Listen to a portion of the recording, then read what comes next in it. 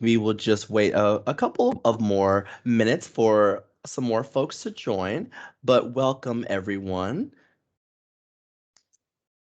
So this is another edition of Office Hours, and so today we will definitely be here to answer any questions that you may have, but then we also might talk about a few topics in the meantime, while others join or we wait to see if anyone has a question.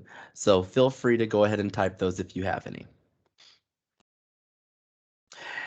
As we wait, I will also just give just a little plug for the webinar. So here recently, just in case anyone on this call was not able to attend, but we did have our first of the four-part series about teaching for some of the major online companies for teaching ESL. That was this past Saturday where we did an overview. And so this upcoming Saturday at 10 a.m. Central, we will be having part two, which will go over the classroom setup. And so in this session, we will be talking a lot about the different platforms, what you have to do or what they like to see while you're teaching, things that maybe you need to have, whether it be backgrounds or props, the types of props that you can have, and then just some tips and tricks of how you can maximize your teaching space in the classroom environment for the different platforms. So that will be the focus of this upcoming Saturday's webinar, and that'll be part two. And if you are not able to actually join due to other commitments, please feel free just to request access to get in on the webinar, even if you can't join, because that will then give you access to the chat. And also we record all the sessions, and those recordings are available for download for 30 days after the meeting has taken place. So if you can't actually attend, just make sure to sign up and you will still have access to the video. All right. Hello, Chris. If just in case you had a question, I wanted to give you a chance to ask a question. If not, that's okay too. But the floor is yours if you do have a question, Chris. Oh, yeah, I do. Sorry. Yeah. Um, so about like lesson plans when teaching, I'm not even sure where to begin. See, the thing is, I did do my TEFL classes already, but what was always the most stressful for me was trying to create lesson plans and like, okay, this student's such and such level, got to make this lesson plan for this. So I don't know if you guys with the program will be providing pre-made ones, or if maybe I can just Google a pre-made one or something. I just feel like lesson plan creation is very stressful as a new at all this and everything. So I'm just trying to see what I can do. Yeah. And yeah. Oh no, yeah, absolutely. I think lesson planning is definitely one of the most stressful parts of being a new teacher. Because it does take a little bit of time usually to get to. It's not a perfect science, so a lot of it is trial and error. Even as you continue teaching, you maybe get a little bit better at fine tuning lesson plans. So, before I give some more resources, do you already have potentially like a student that you're going to be starting to tutor or teach, or are you already involved in a situation where you're going to need to create lesson plans at this point? Well, initially I had a friend from Thailand who I was going to be tutoring as part of my practicum. And what happened was even though she was a beginner, some of the things she knew felt intermediate, and some things felt like that she didn't know felt like, okay, even a beginner of her level you'd think would know because she's not that low in the beginner, but then in some ways she is. So I Mhm. was like, that might have just been bad teaching at some point that she probably received, and maybe that made her knowledge base kind of all over the place. So I was like, you know what? Between that and the fact that making a lesson plan, I feel like my brain's going to explode trying to think of what to do. I was thinking what I'm going to end up doing is asking my Culture Connect if they can find me a student and doing that instead for now. And then I can just help my Thailand friend later. Yeah, yeah. Well, so that's okay. So I think to start, What I would recommend, so now you kind of have a little bit of a leg up now with your friend from Thailand. Now that you know some of the information that you know, you didn't know that in the beginning, but you kind of have some information. So what I would suggest is first, kind of leveling is something that's or the level of your students is something that's always going to sort of be definitely, again, talking about not exact science. This is also not an exact science, and a lot of it is just because um, level, unless you take an official test like a CFFR test where it will show you and tell you what your technical level is based on questions and categories. Yeah. It's all a judgment situation. So the people who are taking or who are being tutored or need to be tutored, they have an idea of what they think their level is, and then you may have another idea of what you would put them at based on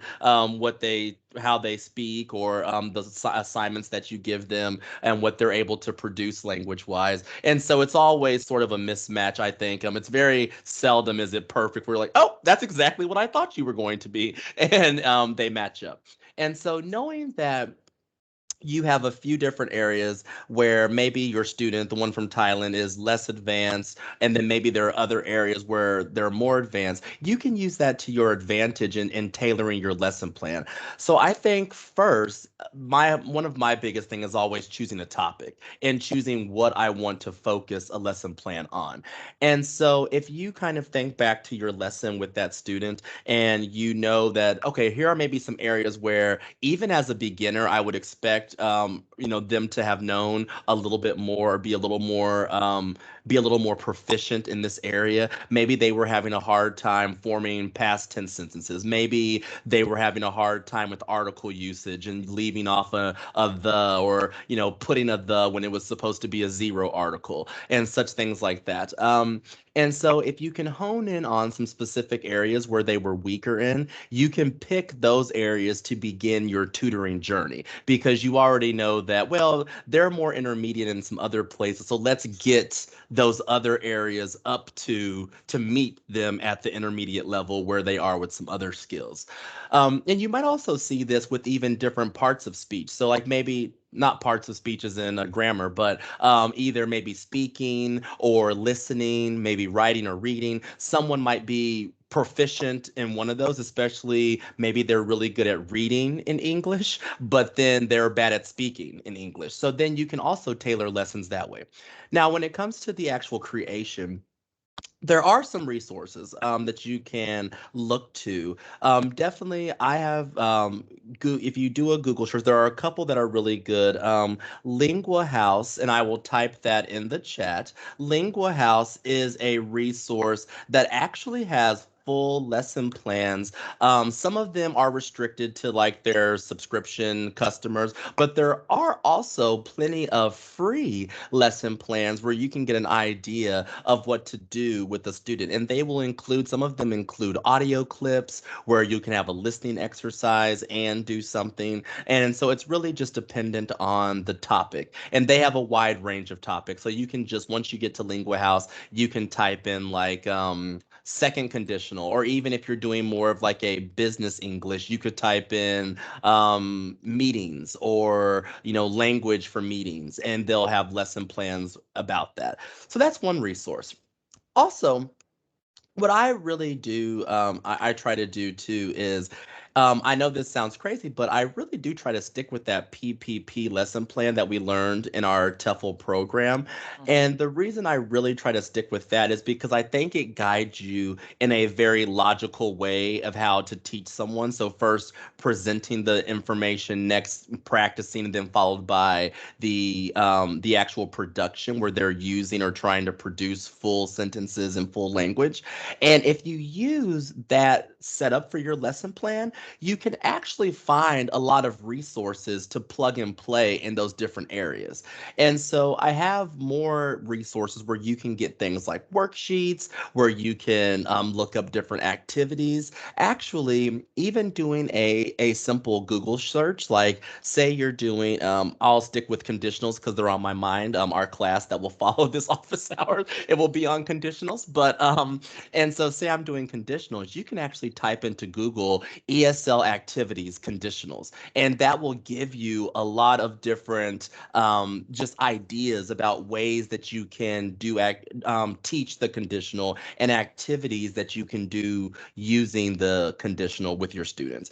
And so, a lot of times with the lesson planning, I think the real labor of creating the lesson plan is really just in finding the resources that you want to use, or if there's not a resource that you can find, creating the right resource. And so I'm all for, as a teacher, especially once you start teaching more often and maybe you have several classes, I'm all about trying to lessen some of that administrative work, because I think that the real value is really in us being with the students and in that and helping them through these activities. And so, looking up different resources, worksheets, things like that are out there and available. There's really, I don't find any shame in that, and not having to create everything from scratch, because you're we are not the first teachers to teach all of these grammar points, and we certainly won't be the last. And so, there are a lot of resources out there.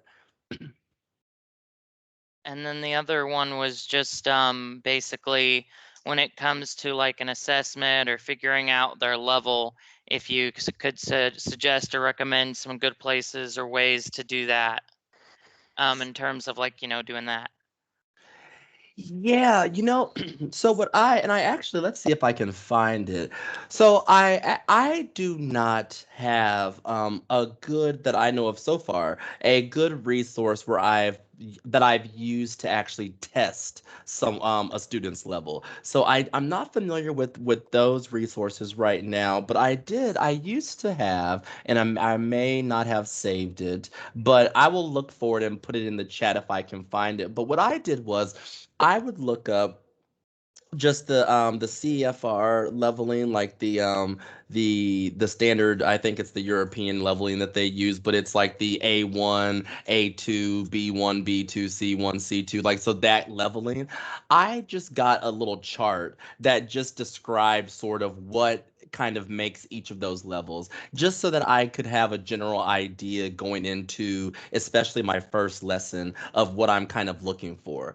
But I will say this, for me, I don't necessarily depend on any of these kind of official levelings that they have. Really, how I assess someone's level and put them in my own sort of intermediate, advanced level is I really, on that first lesson, try to do a variety of activities or that will test them on the different usages. So I will do an activity where we have to speak, and maybe I ask some questions and see how they can respond to the questions. And those questions, I'll make them easier to more difficult, so that you kind of get an idea of like, oh, if I just said, "How was your day?" Can they can they answer how their day was? Or then maybe a little bit more like, what do you do for work? Or so then you kind of, or Mm. what are your favorite subjects in school? And so now you're kind of getting to a little bit more advanced knowledge to see where do they lie.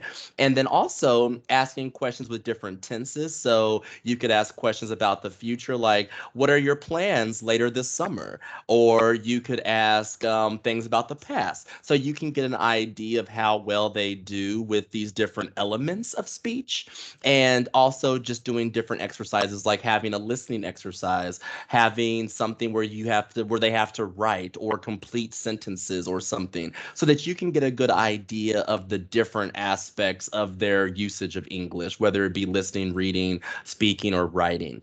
And then once you get that, that's where you can kind of tailor your future lessons to. Because I think that the leveling is kind of good, maybe in a purely sort of academic sort of way, like if I'm registering for a class at a university or something and knowing where I am so that I'm not either bored or overwhelmed. I think that helps. But in a private tutoring situation, it's really about seeing in real time where that student is, not so much putting them into a level and then just helping them get better from wherever they are. And that's what I have found most helpful. That does sound good. I actually did see a chart once that had like the A2, B2, all that. So I do sometimes refer to that a little bit. And I did find a test that had like some questions, kind of like what you said. And that's what I had used for my Thailand friend to try to assess her. I just was making sure like I was going to see what your answer was, and your answer's similar but more detailed and helpful. So thank you.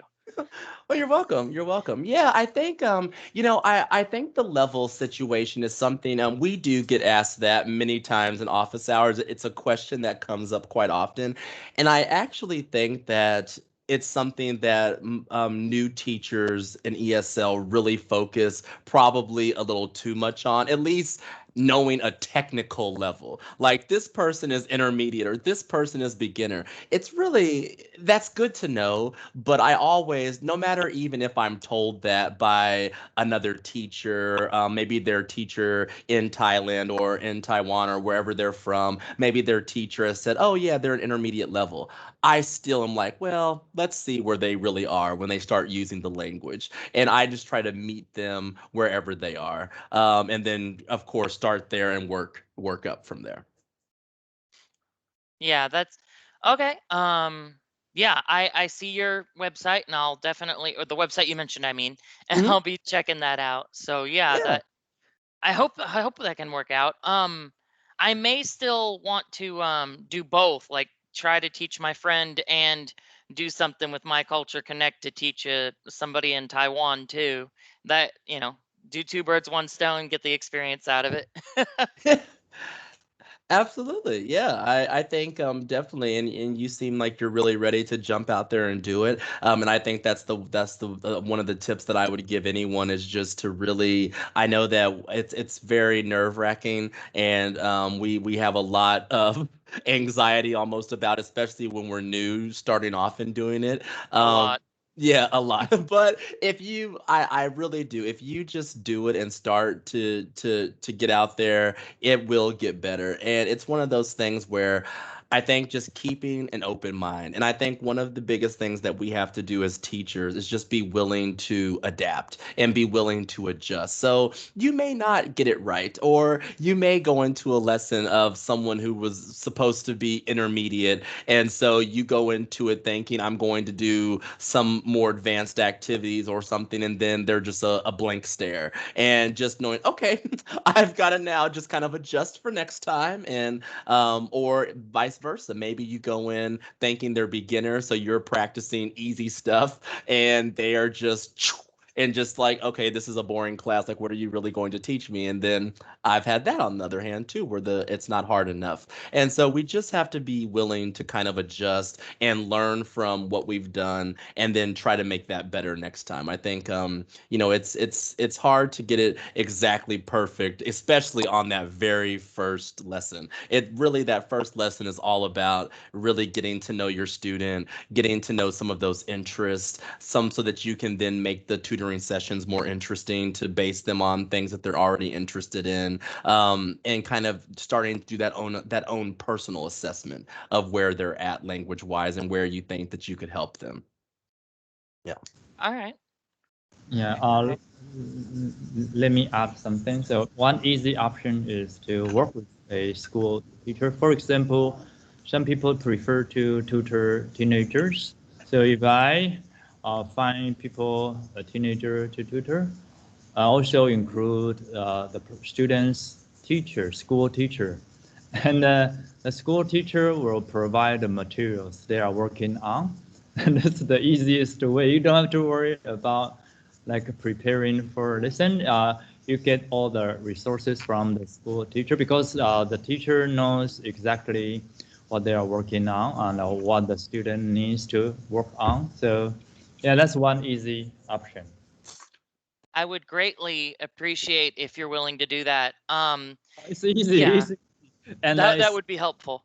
it's summer break, so a lot of students have a very flexible schedule, and students will return to school in early September. So if you want to finish your tutoring hours in August, I would say that's the best time because students can work with you on your weeknights. And then the school teacher will also collaborate with you, but they won't participate in your tutoring sessions. It will be just you and your students, but the teacher will send the materials to you. And if you need any worksheets, exercises, then the teacher will send the school the worksheets they use at That school. actually brings me a question that I needed to ask you, actually. um, so like what I did was for my Thailand friend, what I was doing was and it's fine either way, like whatever works best for you, my schedule is very flexible. So what I'm about to say, it'll be more dependent on what you want.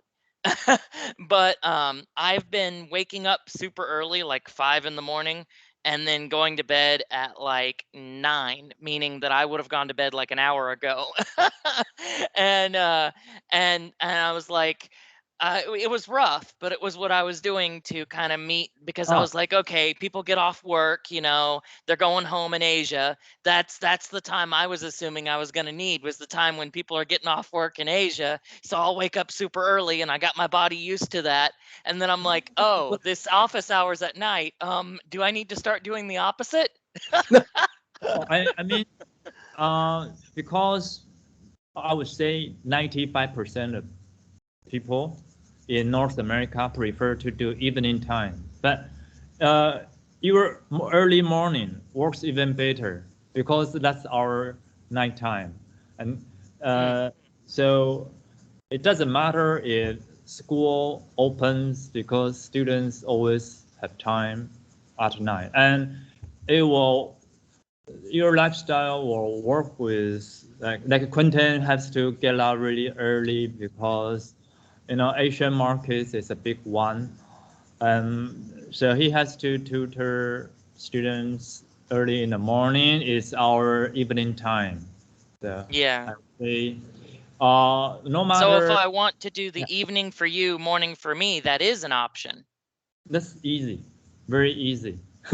we Yeah, so just let me know, and I can easily find you a teenager, and you can work with the teenager's school teacher, and then it's a lot easier for you.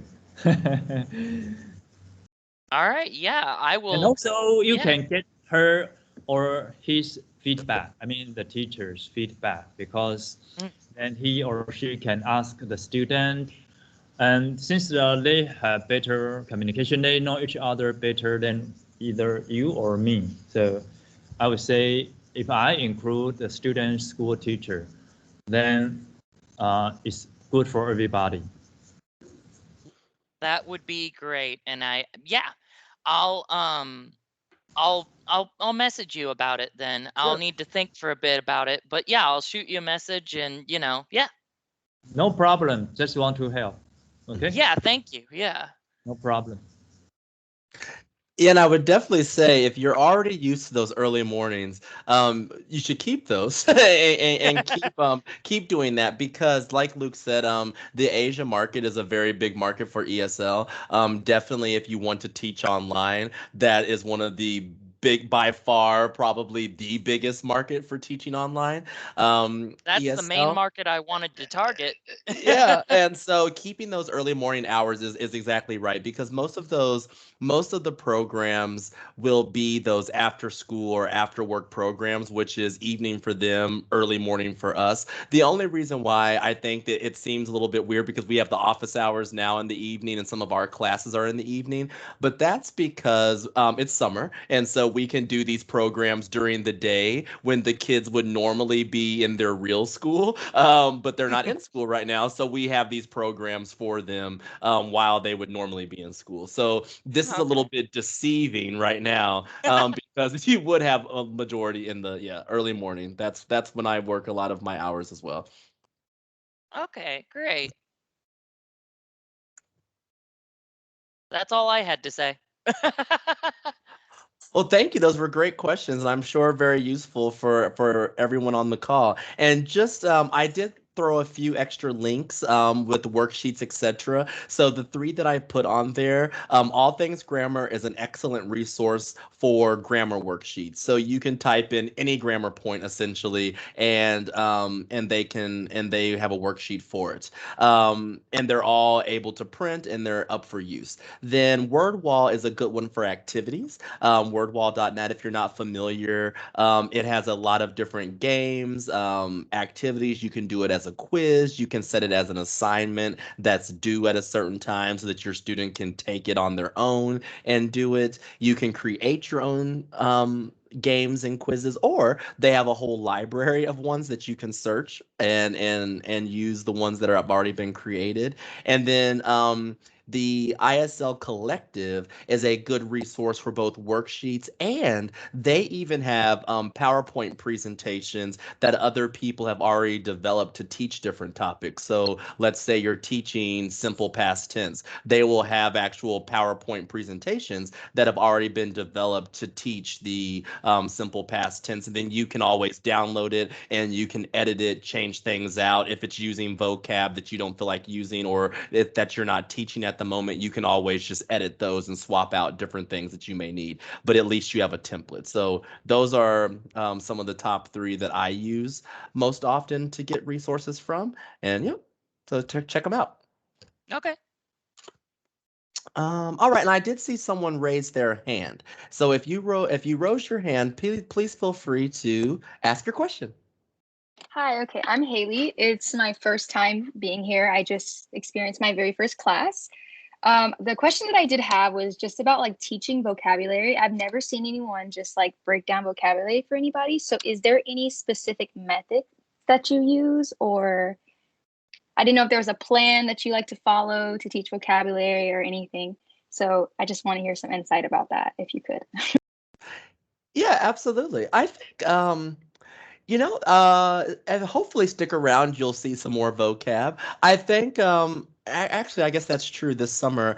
For the summer programs, I haven't had much vocab in my lessons, particularly. Maybe some other teachers have, but vocab, I teach vocab. Pretty much still using the same kind of PPP format, but I think that you can do vocab in a couple of different ways. So, for my more advanced students, what I will have them do is I will pick it depends on what you're covering in class, but sometimes I will have them actually read a passage and I will have them read the passage and then I'll do questions on just what the gist, what the main point, those types of things just for reading comprehension. But then I will actually highlight different words in the passage that I think are ones that they may not be familiar with or are less common. And that's a way that I teach vocab because then they can see it in context and then I teach them the meaning from context essentially. Like, so I can ask them, well, what do you think, by reading this sentence, what do you think the word means? And then we can kind of build backwards on what the technical definition is. So that's one way. Another way that I'll teach vocab is really just doing a presentation of the vocab, and you can do this in many different ways. You can do pictures and words. You can do definitions depending on what the vocab you're teaching. You can present it that way, and then for the practice you can do different things. You can either do maybe worksheets. You can do different kind of even within your presentation you can maybe do a cloze exercise where they're filling in the word or that's missing, the vocab word that's missing. And then for your production, you can have them start trying to use those vocab words or answer questions or answer questions that would prompt them to use the vocabulary word that you're teaching. And so I think with vocab, for me, I pretty much follow the same sort of I guess general lesson scheme that I normally would. It's just I have different ways of maybe picking which vocabulary words that I will teach. More advanced students, I do typically like to either have them read or listen to something, and then I pick vocab words out of it so that then it gives them a good context to learning the word first off. Did that help or? Yes, Is that that did. kind of Thank what you you were so asking? much. Yes, I Okay. was just so worried about like overwhelming them with so many words and them not being able to understand it. So that helps a lot. Thank you. I just didn't want to like overload them with words. Yeah, and I think the definitely don't do too many at once. If you're doing very new vocab that you know that they will not know, I would say probably seven or so words, six or seven even, is probably enough. Like I wouldn't do like 20 words of vocab and try to teach that many. Really focus on definitely less than 10, but I would even say seven, 6 to 8, maybe right in that sweet spot is probably the most that you want to teach in one kind of session, I would say. Yeah. And the other way, I guess this is kind of what I mentioned with the more advanced students, but the other way that we normally teach vocab is if we need to pre-teach it to do another exercise. So maybe even you're teaching grammar, a grammar point, and you're doing an exercise that's maybe a reading or a listening exercise.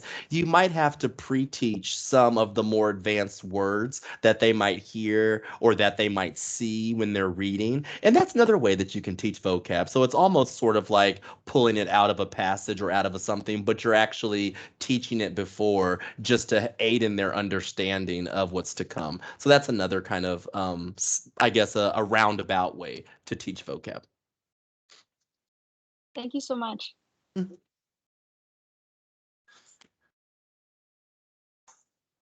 Well, that's all the questions I have, so I'm going to leave. So thank you so much again. Oh, no Bye-bye. worries. Yes. Have a good evening. Yeah, yeah. I think we can continue with our Google Meet discussion. If no Oh, one, yes. I think everyone left us today. yeah. Everyone. So I think today we'll end at 10:20. That's what I put down on the schedule because we need some time to prepare for your lesson. Right? Yes, that Yeah. sounds good. But so we will stay online till 10:20 my time, Mhm. 9:20 your time. So let's continue our discussion about Google Meet. Yes. Yeah, I'm hoping that uh, you can just like use the pin your screen function to avoid sharing your screen because sharing screen will create other issues. Yeah. You can pin your screen and everybody can just see the main screen with your presentation. Then you don't have to worry about it and you can still see students' faces on the, I would say like 1/3 of screen space. So Mhm. yeah, we will see if it works better than sharing screen. That works. Yeah, I will. I And can definitely test these I things for sure. I think Susan is more familiar with Jamboard. So are you familiar with Jamboard? I haven't used it too often, but I'm going to practice with it because I noticed that there are some different settings with the Jamboard, and so we just have to make sure that definitely everyone kind of has edit access when they join it. I think that's all about changing the link permissions whenever once we created. But what I was having a problem doing was I wanted the Jamboard to be visible within the Google Meets Mm-hmm. screen. And Yes. that's what I couldn't figure out. Like I had to actually go to a different window to view the Jamboard. 所以 Jamboard 一定要 share screen 就对了，一定要哈 Jamboard 要不然你要怎么看？没有办法用 Jamboard 直接看到哦。So 直 you 接 have 看？to you have to share your screen if you want to use 不会啊，小 Jamboard. 朋友在他们自己可以看到自己的 Jambo 啊，大家是看到同 So 样的一个。what would you normally do? Do you share a Jamboard link in the chat? Yeah, And then students are just open the. yeah, yeah. But now, if yeah, but if you want to show it to everyone, then teacher will share his screen showing the Jamboard. 他自己要分享荧幕，他要给人家看到他。So you want students to see what you type or what you draw on your Jamboard, right? Yeah, and you don't want them to do anything. Well, sometimes I think we can use it in two ways. Yeah, I can either just use it myself and they can see it, or we could do activities where they have to put stuff on the Jamboard together. But I don't mind because in Google Meets, you can share just a tab. And so that's a really good way to be able to still see what's going on in the classroom, but then share just a tab, and then that can be the Jamboard. Yes, yes. So I think that will work.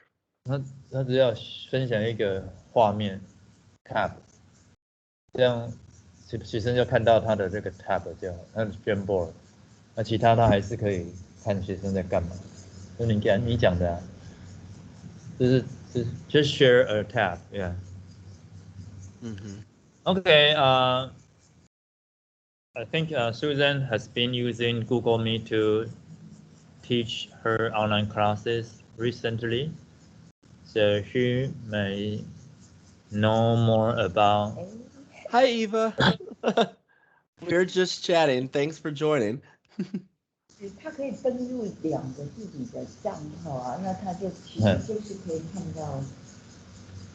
不过其实都是还是有。And Eva, hello. And if you have a question, I know that you just joined, but if you have a question, please feel free just to either you can unmute and ask, or you can type it in the chat if you're not in a good environment to unmute. So if you have a question, feel free. My friend, also a member of my Culture Connect. Oh, hello. She's from Taiwan. Yeah. And she would like to improve her teaching skills as well. Okay. Let me see. So let's do some testing together this week. Yeah, we will test them out, these items. Okay, and that's fine. I would like to know what day works better for you. Let's see. I will check my calendar. Give me a second here. Although I think really, I think we'll be all right. We'll be all right. Okay. Now we have office hours again on Wednesday from 7 to 8.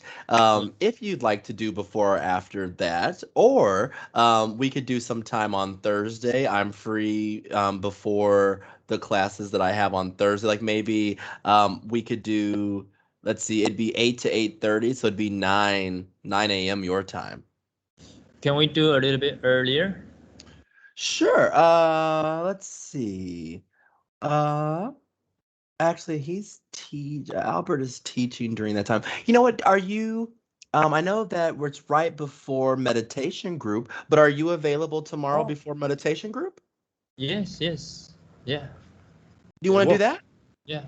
Okay, let's do tomorrow. So, should we do 7:30, which would be 8:30 a.m. your time? Okay, sure. Okay. I don't think it would take long.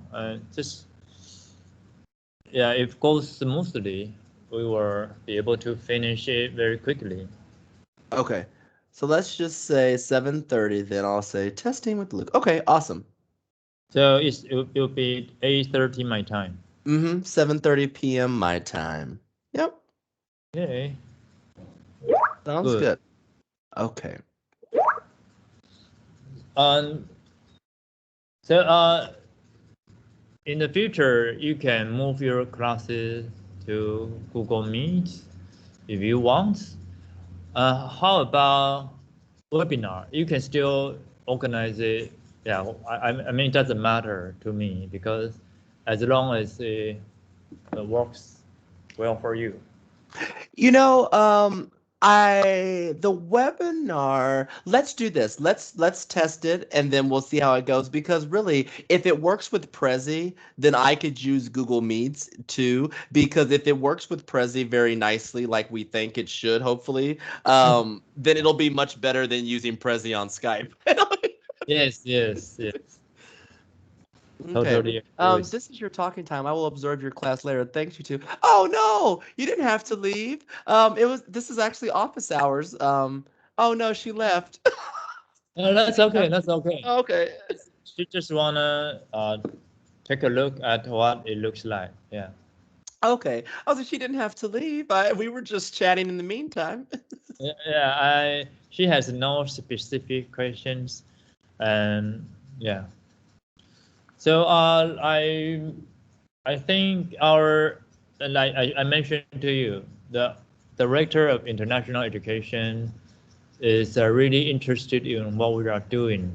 So it's very likely that she will come up with a proposal, and if it gets approved, then we can get some funds by doing this. Yeah. Yay. So I say, oh, sure, because I think teachers are not so used to online webinars or office hours. Yeah. After our outbreak in May and June, people realize that it's a trend, and you never know when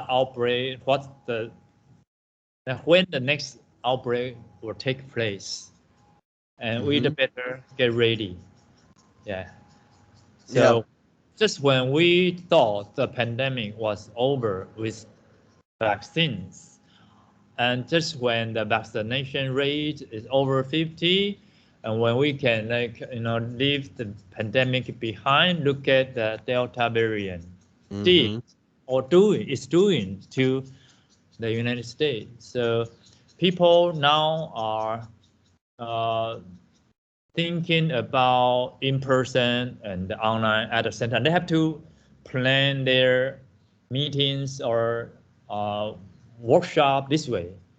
So yeah, I would say when we talk about something, we always had to think about the cause and conditions, or what cause and conditions contribute to this happening. And that's a very, very common Buddhist way of thinking. So just because of the pandemic, we are able to experience a boom in online teaching world, and we are seems to ride the wave, right? Ride the wave.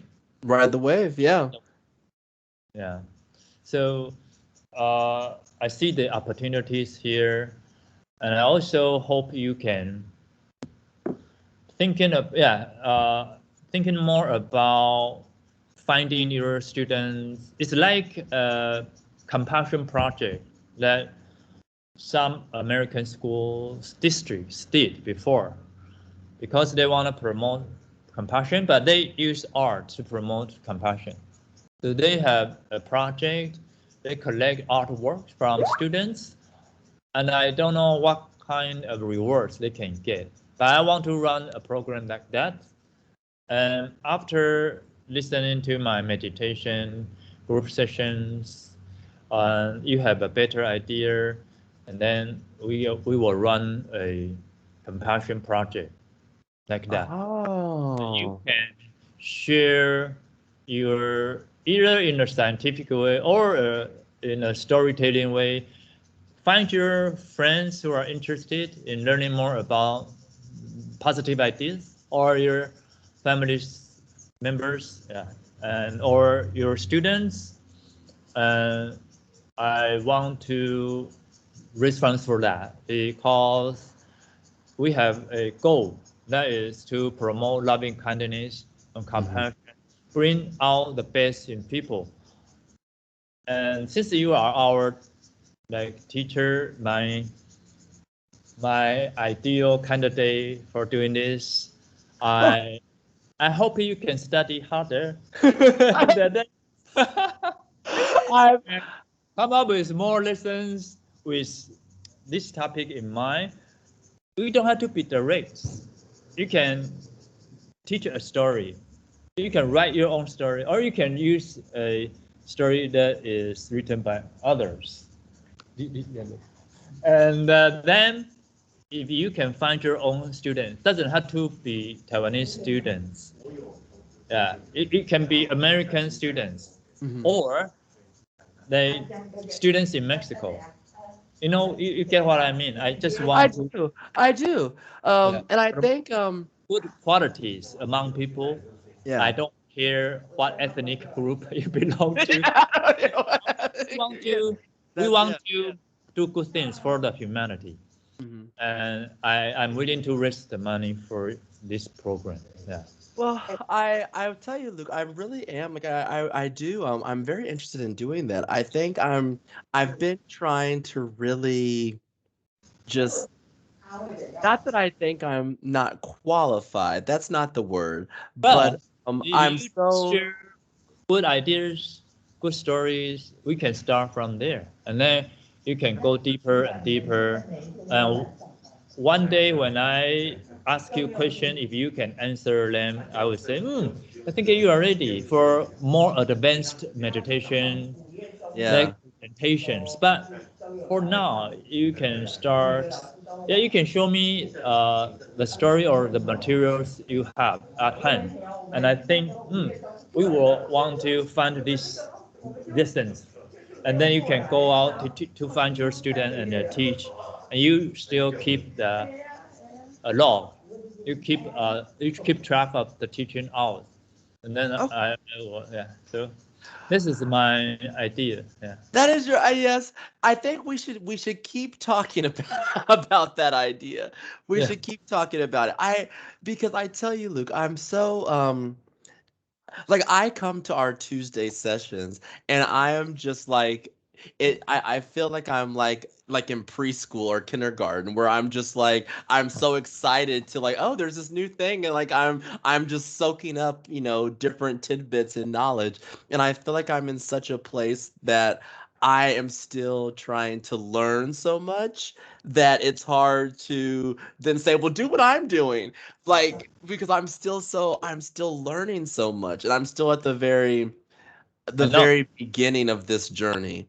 uh, if you like have a goal of teaching this, it will help you improve much faster. That's true. And Yeah. also, you have a goal, and you need to study hard. And you don't have to learn something new and then teach what you just have learned. You can teach like more basic things. That's still about good qualities in human beings. That's true. And also, if you teach kids about like how a character helps another character and save his or her life without asking for anything in return, so this promotes That good are things. And then that's true. they are also studying English.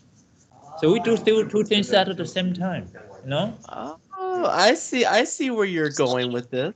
Yeah, just a little bit good ideas behind the story. They learn English, they learn something that they can use later on in life. And this is my goal, yeah, my vision. So you have no problem with doing basic one, yeah, basic. Okay, I'm going to. I really am. I'm going to challenge myself because it is a little bit for me, kind of not. I guess stepping out of a comfort zone is what we would say, but this is definitely out of my normal wheelhouse of things. So this but I'm going to challenge myself, and Do you I because I think do. it's a good goal? I think it's a good goal. Yeah, I do think it's a good goal. I think I just um be patient with me as I achieve this goal. Of course, it's a lifelong vision. Mhm. It's a lifelong vision because if you are teaching these things, you remind yourself you have to practice what you preach. That will make you a better person. You know? Yeah, that's true. That's true. Well, all right. I'm going to really think about that and start trying to figure out where I can go with this. And I'm going to take my own advice on just doing it. Yeah. Just getting out there and doing it. And Okay. so yeah. All Okay. right. Well, I will see you soon. Yeah. Yeah. Okay. Okay. Bye-bye.